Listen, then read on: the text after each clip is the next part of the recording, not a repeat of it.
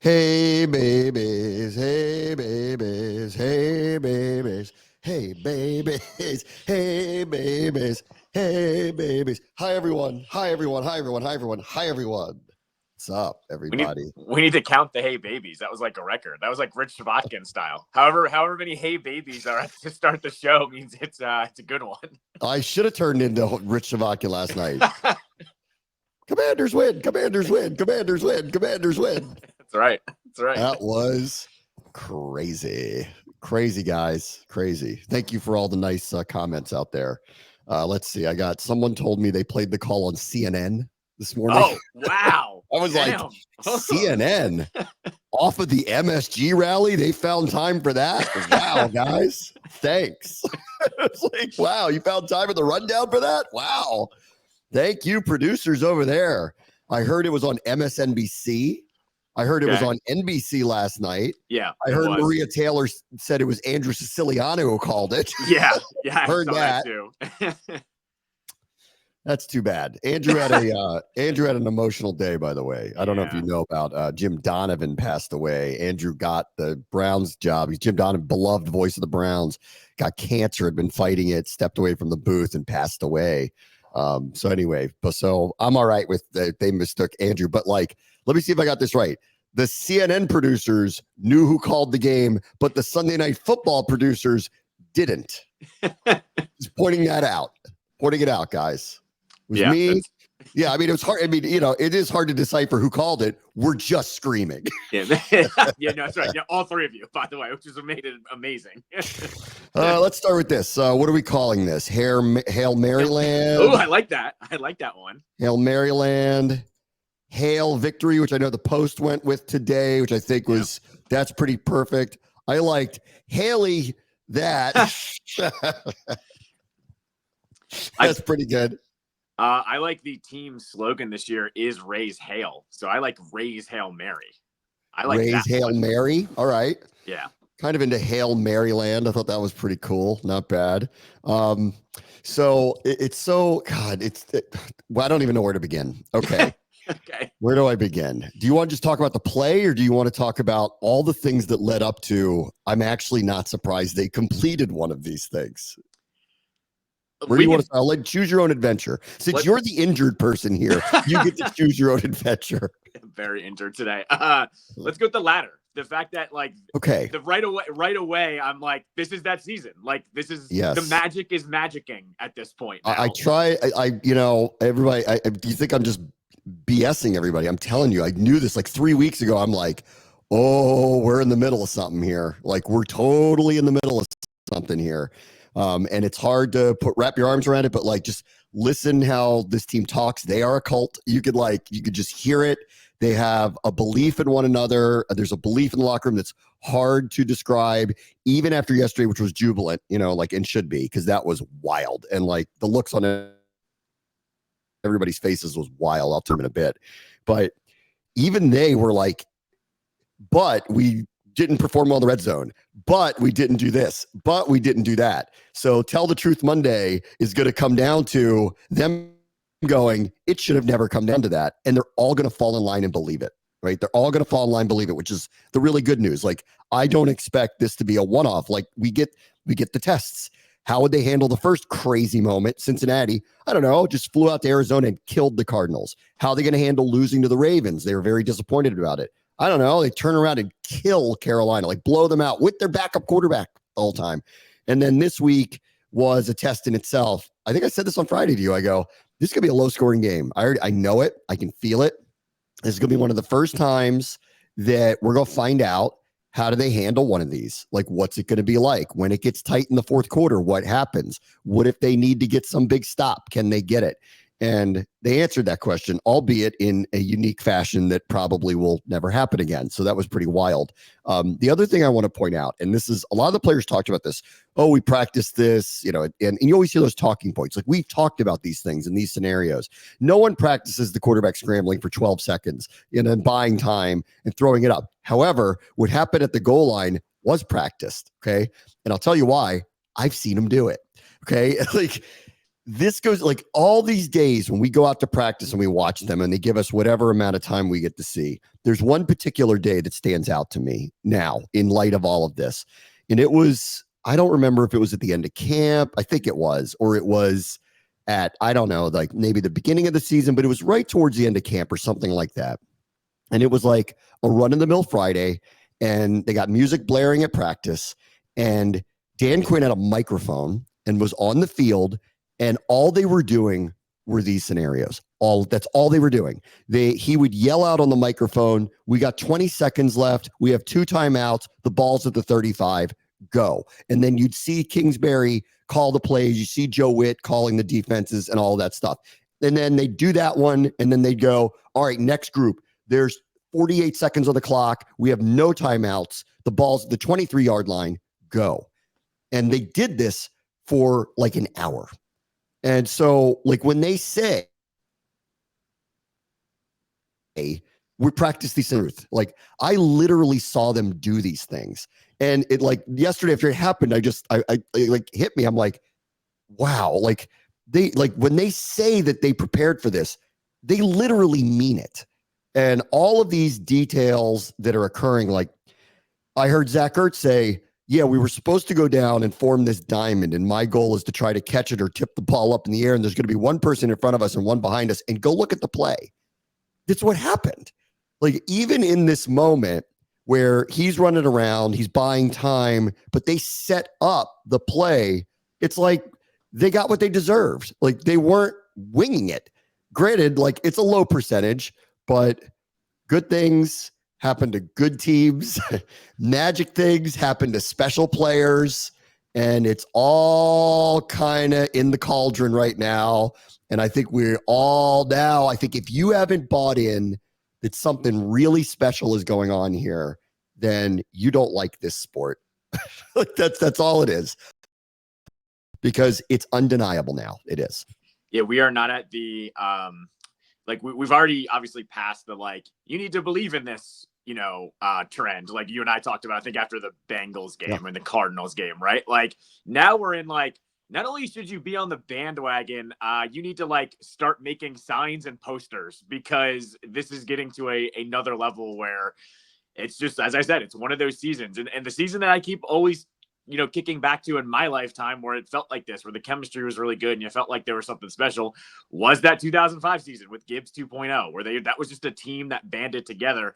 And you look at the home record now, they're 4-0 for the first time since that season. They're 6-2 for the first time since 2008. Like, this is, like I said, the magic is magicking is pretty much what I'm feeling at this point. It's really wild. I felt it very early, but I'm very close to it. And I know everybody, like, hears me and they're like, "Oh, he just thinks that." And I'm like, I don't know, man. This one's different. This quarterback's different. He is special. He is a really special player. If you didn't know he had a rib injury, you wouldn't have known it yesterday. The way he played, it didn't affect his speed whatsoever. It didn't affect his decision-making whatsoever. And at the end of the game, he has to heave a ball 60-some yards in the air, and he's capable of doing it and throwing it at the spot it's supposed to land. I mean, like, it just, and that might be luck. And then there's part of me that goes, it isn't. Like, it just isn't. Like, we are very fortunate. I think the Bears are going to have a very special player too, as we talked about last week, and I can get into Caleb a little bit.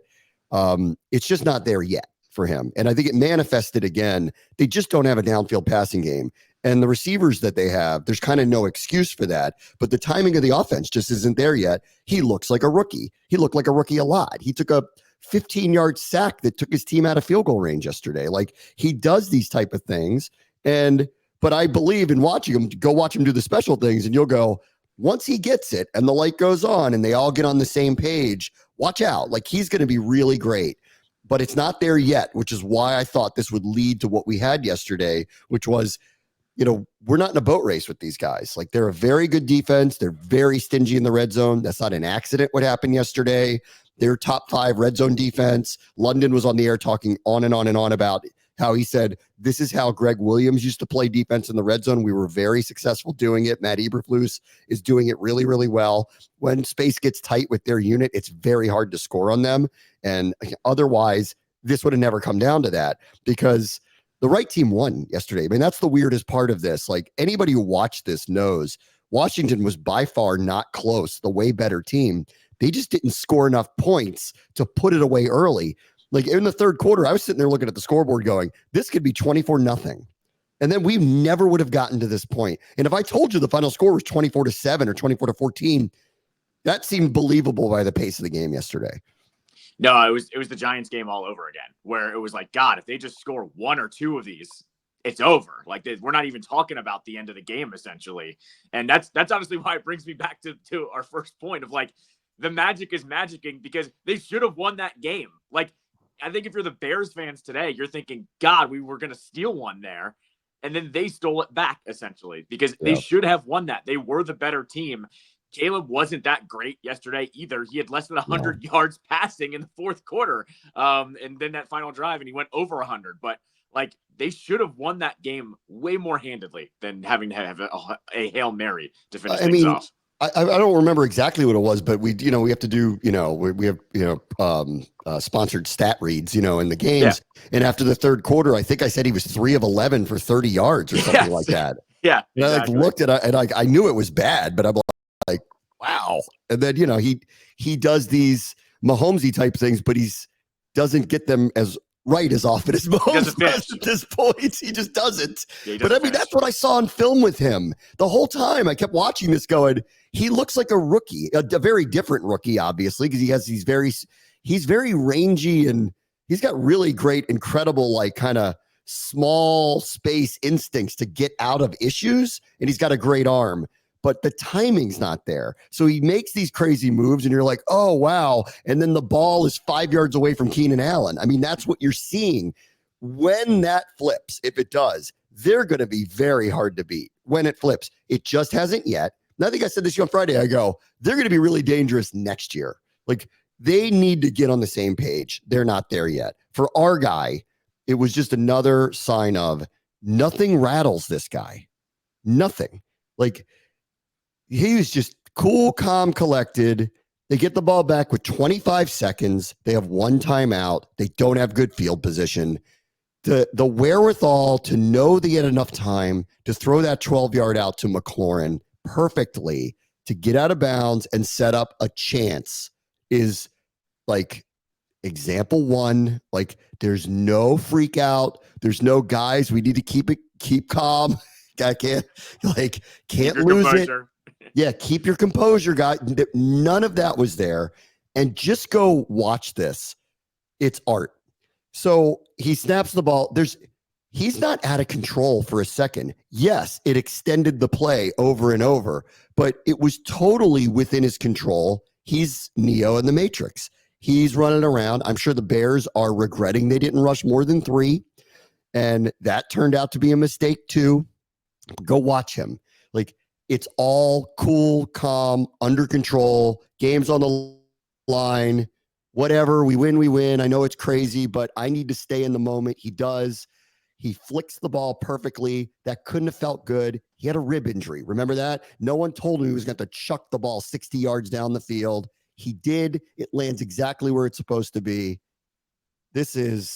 We have a very, very special player playing this position.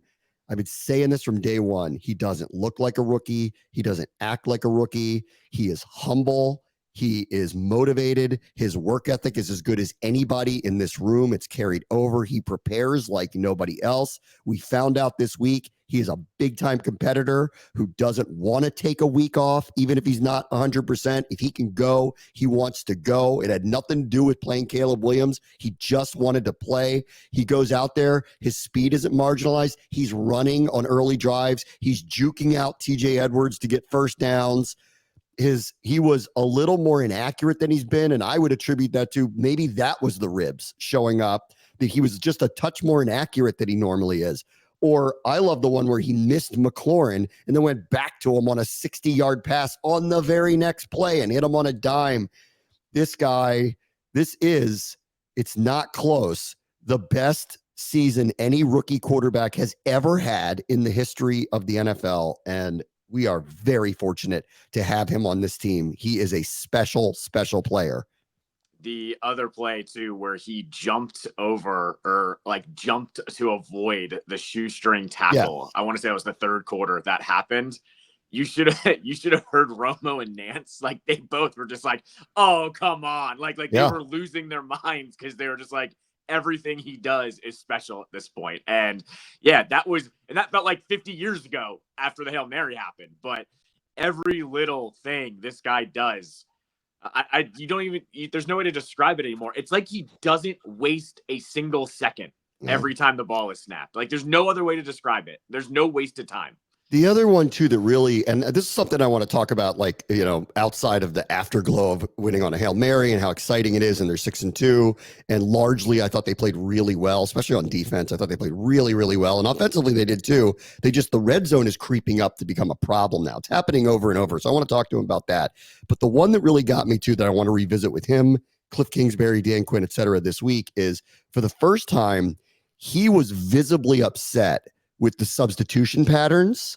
He was visibly upset with the timing of the calls coming in. It cost them a couple times. They had to burn timeouts. He was, for the first time, we kind of saw him emotionally looking at the sideline going, what's going on here?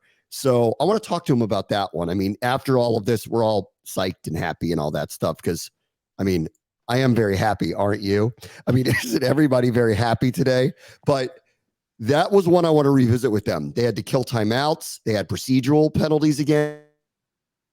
And it was I actually saw him wear his emotions on his sleeve, which was another sign of he's a big time competitor. He's the one who's prepared. He wants you to be as prepared as he is. You saw that in real time yesterday. No, it was definitely like I was thinking the same exact thing watching it in the third and fourth, especially after the second timeout. He's wanting to keep them just as accountable as they're keeping him accountable. Not that I think they have to do much with him, but I think he yesterday was like, let's guys get our what together because this isn't working. And the other, like, it was twofold too. It was not only with Kingsbury and the offense being called in, he was getting pissed at the refs with the substitutions on the Bears side too. Like, I don't know how much you saw with that, but he was getting pissed at them. Like, come on, they should be ready for this. I want to snap the ball. He was all over the place yesterday in terms of like, get on the same page. It was the first, like, he acted like Brady a little bit yesterday, demanding the coaches get this in on time, demanding everybody be where they're supposed to be, questioning the referees when they're making what looks to be somewhat marginal calls. Washington's been hit with this illegal man downfield call a number of times this year. On one of them, it was the Zacchaeus touchdown that was called back. That play happened so fast. I don't know how he could possibly have been downfield. And I mean, it was close. Really, they're calling it really tight because the ball so fast. I'm sorry. Allegretti, whoever it was, isn't that fast. Like, I don't know. How are you saying he got where they said he got to? But whatever. And it was our first kind of signs of, I hope we get Brady calling his game because I really want to hear what he has to say about him because he exhibited some of that California cool, but very competitive. And now he's starting to go, everybody get on the same page with me, whether it's my team, referees, we're doing it right. Get on with us. And it was the first time I kind of saw his emotions kind of come out a little bit yesterday. No, 100%. I also think maybe too, maybe some of that frustration too was like, guys, I didn't practice all week and I think we should be better than we are. There might've been a little bit of that happening too. I mean, maybe it was a little bit of that. So you and I had very different days yesterday. Because you ran in the Marine Corps Marathon, which I'm going to ask you about in a minute. And I was happy I got to see you yesterday when you were running through Georgetown. But it was weird. Like, I'm sure that's a very taxing emotional thing that you went physically to, that you went through yesterday as you lead up to it. And I wanted to, like, I'm just going to point this out because, I just have to. But like, so I'm walking around Georgetown in the morning, which, by the way, beautiful. Like, there's nobody there. It's quiet. The streets are beautiful. I went down there because it was, a good location for me to catch you running, and there's nobody out. And so I got to walk down to M Street when you crossed the bridge and went over. And I was walking around, and, like, as you prepare for these games, like, you put so much time and effort to, like, trying to, kind of guess what's going to happen and, just be ready kind of for anything. I don't know, ready for the end yesterday, but like to be ready for just about anything. that this was one of those where it just hit me like while I was walking around going, we're going to have, I don't know how it's going to end, but we're going to have one of these ones you're going to never forget. Like, I knew it. I didn't know that, but like, I just knew it, like to the point where I had this weird feeling come over me. And I'm like, I need to really lock in today because this is going to be a special game. I don't know how, and I don't know in what way, but it's just everything is set up for it. This first matchup between these two quarterbacks, he's playing hurt. This team and that team, in all likelihood, are going to be in a low-scoring game. We haven't seen our team in a game like that. It does feel like the beginning of potentially a renewed rivalry between these two sides, that this is going to be the first of probably many between these two teams. And I just kind of, it's hard to describe this, but to you, but like, I was so mentally prepared for one of these, and I can't describe why, but I just knew it that yesterday was going to be special. And I just thought I would just share that with you today.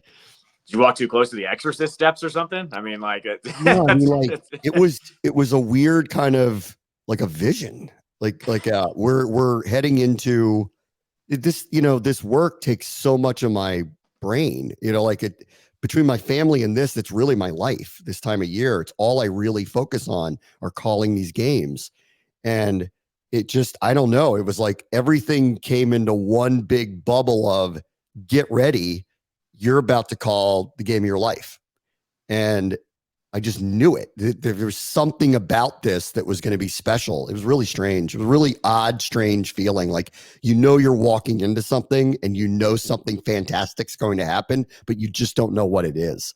And, and it turned out to be true. It was wild, really wild. Return of the Oracle. So that's what happened. The Oracle did return yesterday.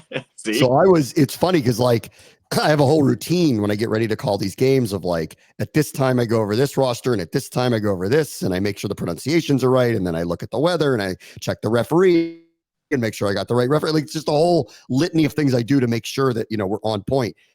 And I was just focused on the field and the boards differently. I didn't leave the booth. I didn't walk around the stadium very much, except when I had to do pregame hits. Like, I stayed there the whole time and just kept going. I just knew, I'm like, I better be ready for this. I don't know what it's going to be, but I better be ready for this. And boy, did it turn out to be something I'll never forget. Really, really never, ever forget. All right. One more thing. So this guy, Tyreek Stevenson, I didn't know about this till after the game, obviously, because, I didn't see what he was doing, at the time. I wish I did, because I wish I would have said it during the call, but I didn't see what he was doing. And here he is. So let's see. Let's take a look. There he goes. And he's waving at the crowd. And then the play goes on. Then I love this. Now he just realizes there is a play that he has to be a part of. And this is karmic destiny, that he's the guy right here that tips it up in the air and it lands in Noah Brown's arms. If this guy wasn't a good player, and he is, he'd be cut today. Yeah, he would not make it into the old facility. His key card would be denied today. No. No. The fact too that he's doing all that taunting and then it takes him 5 seconds to like, oh crap, I need to go run over there too. Like, yeah, the timing of that is crazy when you think about it. Like, he had a 15-yard penalty earlier in the game. He was getting into it with McLaurin and others throughout the game. Like, I had a premonition. Apparently he did too, and he had the wrong one. Right. Exactly. What do you think they're saying about him in Chicago today? Oh, I mean, I will give him this. He took the high road and apologized for it. I saw that already. And I think like everyone's going to have one extreme way or the other. I'm always like, okay, you own up to it and you're a good player. Fine. Like, you're right, though. If he wasn't a good player, he wouldn't even make it to the facility today. He would be cut. But yeah, I mean, I give him credit for taking the high road on that one. Well, he kind of had to. What else are you gonna say? You notice, though, some players won't do that. What excuse would you have? Some players won't do that. You know that. True. It's true. All right, let me take a quick break. We'll talk about some of the other games from around the league yesterday next. Brad, watch the show, ESPN 630, the Sports Capital. All right, welcome back. Still in afterglow phase of. I didn't really sleep. Did you? If you're a marathon, do you sleep? Oh yeah, I had good sleep last night. It was Yeah. I mean, I didn't sleep for a long time, but the Not 5 or 6 me. hours. Not me. Like that checked off a professional wish list that you never think you would ever really get, which is call a Hail Mary winner for your team. Like, I was trying to think about it. Can you remember another one Hail Mary that for Washington us? had? I can't. No, it wasn't a Hail Mary, but Brunel had that one pass to Santana Moss in overtime. But that was still like a 10-yard slant that he just took to the house. Other than that, I can't think of one in that stadium that was a Hail Mary. Not for us. I can't remember one either. Yeah, maybe Theismann threw one or something, but I can't remember. Maybe Sonny did. I can't remember one. Like I can't remember anything like that. I'd say, like, of moments in that stadium, the Kirk, you liked that game. I'm reminded of that. I covered the team when the Santana had that play there, and I'll never forget. Because I was on the side. I was a sideline reporter at the time. I had to chase him down on the field and do an interview on the field with him. And he was just huffing and puffing and screaming, speaking in tongues. Like, I don't even know. He was so, like, know what to say. Like, it was just so crazy. And the only other thing I can think of that's even remotely close, but it wasn't in that stadium, was the 2 fourth-quarter touchdowns to Moss against Dallas that feels similar, but it's not a Hail Mary. Like, it just happened so fast. The switch of emotions were so crazy. But, like, I don't remember a Hail Mary in this team's history. It wasn't a Hail Mary. There's one more. It was in, I think, 2007 when they were playing the Cowboys. Remember, Troy Vincent blocked the field goal, and then Sean Taylor picked it up and then got the face mask penalty. I think that's the swing of emotions on that one, I think, was equal to yesterday, because they were about to lose the game to Dallas. Then he runs it, he gets the face mask, and then Nick Novak kicks the game winner and wins it for him. That's the only one I can think of that the emotions were the same, but it's not a Hail Mary. It was just a chaos, couple of moments. Let's see. Here's today's crazy stats that were brought out about this. From Next Gen Stats, Daniels held the ball for 12.7 seconds before releasing the Hail Mary, third longest time to throw any completion in their era of tracking it. Any pass, okay? Not just the Hail Mary, any pass. It traveled 65.9 yards in the air from release to catch. It's the third longest air distance on any completion in the Next Gen Stats era. Any pass, okay? 65 yards in the air, any pass. Longest air distance on a completed pass since 2016. It's PJ Walker to DJ Moore, of all people, from Carolina. Week 8, 2022 is 67.6. Baker to Donovan Peoples-Jones in 2021, 66.4. This was third, 65.9. Each of them resulted in the final 30 seconds of a half. Daniels' Hail Mary was the first completion of the Next Gen Stats era. There was a pass of 50-plus air yards with a time to throw of at least 8 seconds. Every week. His Hail Mary was the second longest game-winning touchdown pass by a rookie as time expired in the fourth quarter in NFL history. Every week, this team rewrites history. It's wild. It's really wild. What else happened? Eagles roll Cincinnati. That was a bad outcome yesterday. I was kind of hoping for come on, Cincinnati. And now I'm off their train. Burrow's great, really, really good. They don't got a lot else. And unless he throws for 425 and 4 touchdowns, they're losing this year. So, and the Eagles I'll tip of the cap to them. It was very good. I saw, the second half, and they really rolled them in the second half. Yeah, the first half of this one was ugly, and then they just pulled away. I've said this, the last 2 weeks for the Eagles have impressed me. Like, they rolled the Giants like they should have. They rolled Cincinnati. They're starting to be operational again and not lose their minds. On Friday, I said, I bet you the Ravens would have preferred to play Deshaun Watson. They didn't. So the Browns, really? Baltimore, what's up? I mean, we've lived this. Division games are division games. They're hard. It's a breath of fresh air. The elephant was out of the room. and they played probably a lot more free. They're probably re-energized. It still doesn't excuse the Ravens from kind of needing to win that, but I'll hear them on for a week. The Browns probably were breathing a lot of fresh air for the week with Deshaun out of the way. I think I saw a stat yesterday that whenever Deshaun had, he had like 300 plus yards and a couple touchdowns. That was the best outing since Deshaun had gotten traded there. Like this is so much worse than people realize with that contract. What are they going to do? Like, how are they getting out of it? There's no way he's playing again for them. So the question is how they get out of that contract from here. Not if, how, which they may not be able to, and they may just have to eat it. But I think he just tore his Achilles. So would he well, if he's Aaron Rodgers, he'll say he's ready in 3 weeks. Everyone else, it's a year. And I don't come next year. Do you even want him competing to be the starting quarterback again? I don't. Right. No, so, I would try to cut him at this point. Like, that's what I would just go with. They might have to eat it and just do that. Yep. They might have to. Here's my favorite stat of the day. The Lions had 85 yards passing from Jared Goff, but scored 52 points anyway. They're quite a machine. They're going to the Super Bowl, guys. Like, I love what we're doing here, and I'm starting to have dream big because we're having the magic sauce going on. But those guys, they're toying with people, like absolutely toying with people. I think the crazier stat is Jared Goff had 3 touchdowns in those 85-yard passes. Yes. Like we need to there's got to be some kind of stat with like least amount of yards thrown for touchdowns, because that's got to be up there in terms of the ratio. Like, that's ridiculous. And yeah, you're right. They're playing with their food at this point. It's unreal what they're doing. Yeah, Ben Johnson's like, see, I ain't taking nobody's calls for interviews. See, you think I care, baby? I don't care, baby. Maybe we were both right. Boy, the AFC East is junk. So the Dolphins lose at home to Arizona on Tua's return at home. Okay, they lose them at home. And then who's soft now, guys?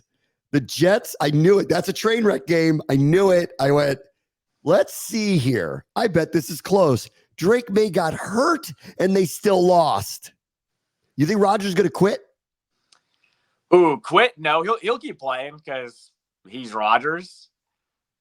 Yeah, you're tilting your head there like you think he's going to quit. But would it shock you if he asked for a trade? Now, yes. Yeah, absolutely. All of his friends are there? No, at least if he's going to lose, it's Aaron Rodgers and friends. It's that show. That's true. His whole thing was, you cut my friends, and that's why I'm sad. That was his Green Bay thing. Remember that for a while? Right. You cut my friends, and that made me sad. Yes. Right, and they were winning. That was like they were winning, and they cut his friends. So what is he going to say on McAfee tomorrow that's going to make any sense at all? I have no idea. What's he going to say? My favorite panel was Matt Ryan on CBS last night. Matt Ryan just goes, "There's no more moves to be made," and they're like, "What do you mean?" He's like, "This is the team they're dealing with. Like, there's nothing they can do. Like, this is who they are. Why would they have to make more moves?" Well, because Rodgers is going to want to. So yeah, it was my favorite takeaway. He's like, "No, this is it. This is it. I think they should fire the other coach now. Just do that. You want your boy Natty Hacks for head coach. Let him be the head coach. Let him be the GM. That's what he ought to do. Go tell Woody, I'm the GM and the coach now. I bet he would do it. Or I want to trade. Never forget, Natty Hacks needed a game manager coach to be hired like 2 weeks in. That's how bad of a head coach he was. I smell Aaron Rodgers having an injury soon. That's what I smell. We'll see. Okay. All right. He's not going to continue playing throughout the rest of this year. You know that. Like, there's just 2-6. Oh, his brain doesn't understand that. He's not part of that. He's not the problem. Yeah.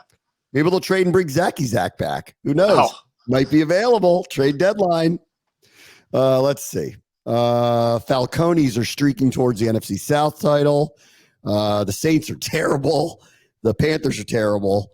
And they just swept Tampa Bay. So this is I guess that's going to happen. And everyone thought they might anyway when they got Kirk and for some reason drafted Penix. But everyone thought it anyway. And here they are.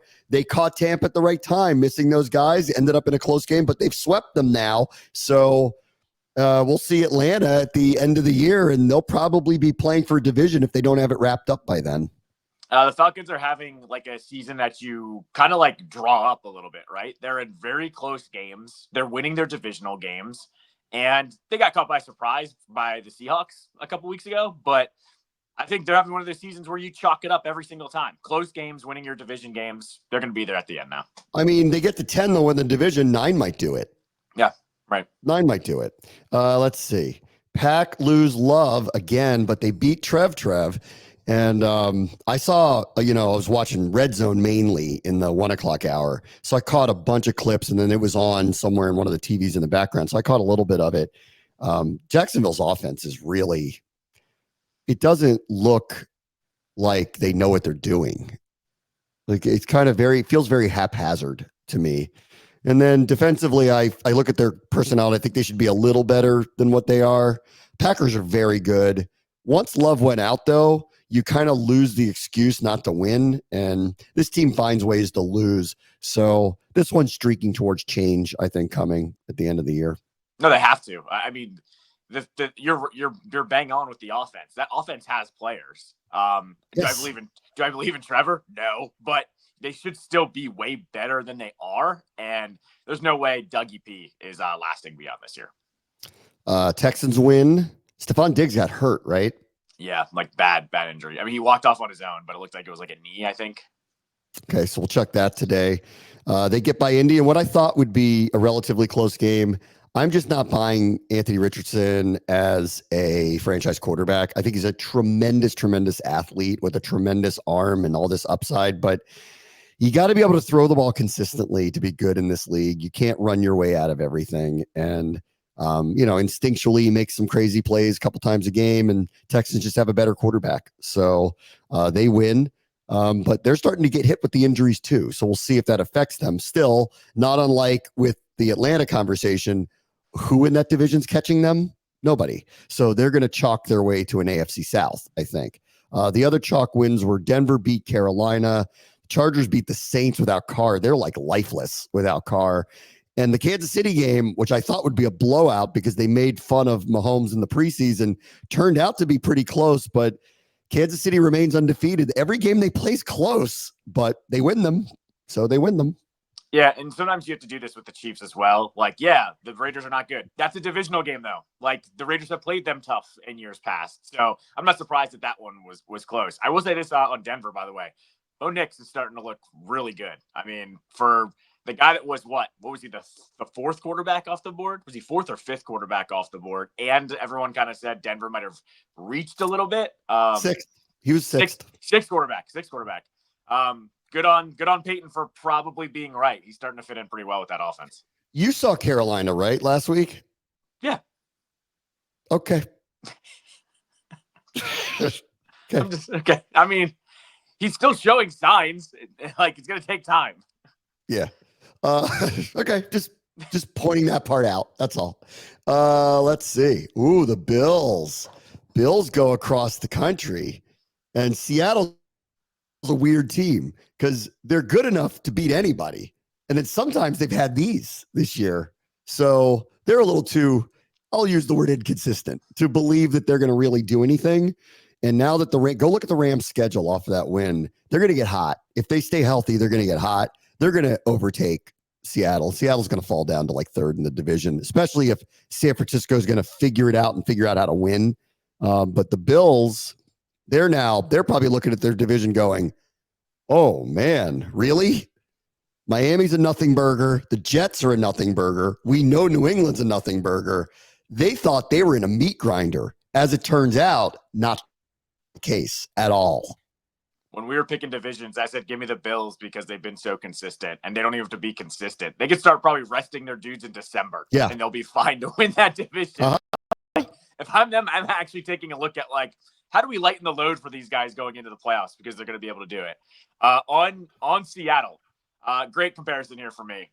They're West Coast Saints. You can't trust them. They take out an opponent here or there that makes everyone go, maybe they're legit. but you can't trust them. They're West Coast Saints. They'll have a game where they score 45 points, and you're like, yes. oh, look at that. Right, but then they come back the next week and score 9, and Gino can't throw a screen anymore. Like that's right. West Coast Saints. And then this week, can't wait for Jerry's sports radio interviews. Dallas, that score was closer than what it was. They were getting stomped. I mean, like, especially in the second half. They gave up 21 third quarter points. They were getting stomped. Debo somehow played. Kittle somehow played. If they get McCaffrey back, get operational again. It was funny. I was watching it last night, and I just blurted out. I go, I don't know who I want to lose more here, actually, because if I want Washington in the playoffs, I trust that San Francisco will turn it around. I'd rather them take another ding right now. And then everyone looked at me, and they're like, you're rooting for the Cowboys. I just don't trust that. I think they're going to be up and down the whole year and probably be about a 500 team. So if they win this one, I actually think that could play to our advantage at a later date if San Francisco has to dig out of a hole. And, maybe they don't. I still want to hear how Jer explains this one this week. I mean, I can't quit them either because they still have such good personnel. I'm always like, oh yeah, this game will be close. And now I'm getting to the point where I can't trust them either now. Like they are so much worse than what their roster is. It's so bad for them. Yeah, it is. All right, let me take a quick break. We'll be right back. Premonition show ESPN 630, the Sports Capital. All right, welcome back. Give me real quick. Well, I saw the Wizards scores, so I've seen how their season started. Sounds great, but right on schedule, to go 7-75 or whatever they want to do this year, whatever they're going for. 7-75. Is that unreasonable? Is it? I actually think they'd prefer that, really, honestly. I mean, a tank is a tank. I'm fine with it. Like, don't get me wrong. It's just yeah. And then let's see. Then they'll trade Kispert. Right. Yes. I don't know. Who are they keeping of this group? Bilal, I guess Sar. They like the point guard. And then when they get the Duke guy, then they'll be good to go. Is that the plan? That's the trust the process here. I think because they warned us of how bad this season was going to be, everyone's on the table now. Like, I think this could be the one where Kispert, Kuz, Poole, they all go. I think they could all go. The tricky part is you still got to win the lottery. Yes, right. Or you don't get that guy. Right, exactly. So, I don't know. We'll see. How'd the Caps do this weekend? I was a little out of touch. They lost to Tampa Bay, right? Yeah, lost to Tampa Bay, got shut out by Vasilevsky. Vasilevsky's obviously really good. They were due for one of these types of games. They had some chances. Lindgren was okay, but this was just one of those nights where Tampa Bay was better. It was in Tampa. I don't really have much more to say off of that. It was just one of those games where Vasilevsky was stopping everything. Still pretty good effort by them. It wasn't like they played poorly. Tampa Bay was just the better team. So see if they can bounce back. They get the Rangers tomorrow at Cap One. Ooh, that's a good one. Yeah. All right. Give me 2 minutes on Marathon Man. Before the show, if you're watching this on YouTube, Callow is seated. What you didn't see was him struggle to move more than 4 inches. So, but you just ran a marathon, so I would imagine you don't feel great today. Yeah, I mean, I'm really sore, obviously. Moving is slow today. I almost debated doing the show from bed. Which would have been good for the YouTube version of the show. But no. So did I after the Hail Mary and didn't sleep. But go on. yeah, do the show from bed for both of us. No, it was a great day. One, I just want to say this. My most stressful thing going into yesterday was the weather, because when it's warm, I'm not great. Like I fall apart pretty quick. It was 40 in the morning. The high was 60. Felt really good all day. So you were the first one I saw in Georgetown. Saw you around mile 5, and so your instructions were perfect. By the way, knew exactly where to look for you. So good on you for that. Saw you. Went the next about. Yeah, I got a video of you. I posted it. I got a video of you. My parents. You actually helped. Your dad was pumped. Yeah, your dad was pumped. Yeah. My parents were actually pumped about that too, because you posted that and they hadn't seen what I was wearing or anything. So they you gave them the scouting report for a couple hours later. Then got probably, I don't know, about 5-10 miles later, I saw my run club a couple of times because they were on a turnaround point.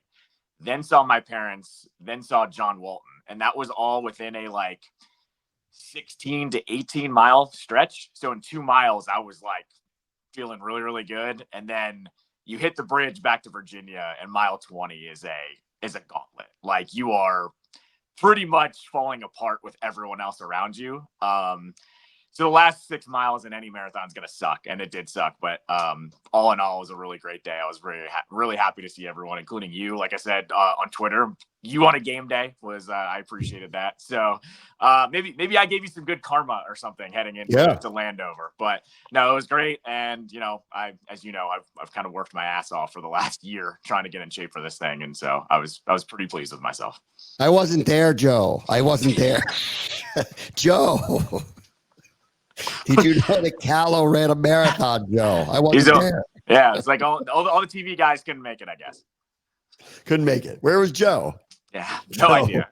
Joe was busy getting his suit tailored. He didn't even know about it. He was thinking about you, though. He was thinking about you. Sure. All right, congratulations. Thank you. You could do it again or no? Yeah, I got another one. Oh, you are? Sure. Yeah. I from my first marathon 9 years ago, I was about 10 minutes faster. And I think I could get into even better shape. So I'm you definitely want to do the next one like here again, or you want to go somewhere else and do it? Haven't decided. I did enter the Chicago Marathon lottery, but that's like pretty hard to get into. So if I get into that, that'll probably be the next one. But no, this one I had the complete opposite feeling of my first marathon. My first marathon traumatized me because it was pouring down rain and there were a lot of people. This was the opposite. It was perfect weather and a lot of people. So yeah, I definitely will do it again. All right. Very good. Talk to you tomorrow. Brad watch the show. ESPN 630 Sports Capital.